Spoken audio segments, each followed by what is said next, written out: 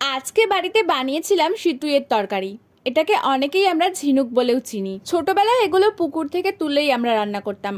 এখন তো আর পাওয়াই যায় না, বাজার থেকে কিনে আনতে হয়। তো প্রথমেই সেগুলোকে মা ভালো করে পরিষ্কার করে ছাড়িয়ে দিয়েছিল। তারপর আমি এটাকে প্রেসার কুকারে নুন দিয়ে ভালো করে সিদ্ধ করে নিয়েছিলাম। যেহেতু তরকারি করেছিলাম তাই অন্যদিকে আরেকটা কড়াইতে আমি তেল গরম করে তাতে আলুটাকে ভেজে নিয়েছিলাম, আর তারপর সেই তেলে পেঁয়াজ ভেজে নিয়েছিলাম।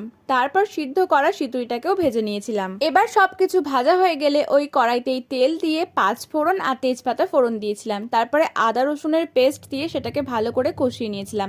এরপর একে একে নুন, হলুদ গুঁড়ো, লঙ্কা গুঁড়ো, স্বাদ মতো চিনি দিয়ে দিয়েছিলাম আলু আর পেঁয়াজ ভাজাটা। সেটাকে ভালো করে নাড়ি চাড়িয়ে দিয়ে দিয়েছিলাম ভেজে রাখা সিতুইটা। তারপর সবকিছু মশলার সাথে কষিয়ে নিয়ে দিয়ে দিয়েছিলাম জল, আর সেটাকে সেদ্ধ হওয়ার জন্য কিছুক্ষণ চাপা দিয়ে রেখেছিলাম। তারপর ঢাকনা খুলে সবটাকে ভালো করে নাড়িয়ে চাড়িয়ে ওপর থেকে দিয়ে দিয়েছিলাম কোচানো লঙ্কা আর 1 চামচ গরম মশলা গুঁড়ো। তাহলে রেডি আমাদের সিতুইয়ের তরকারি।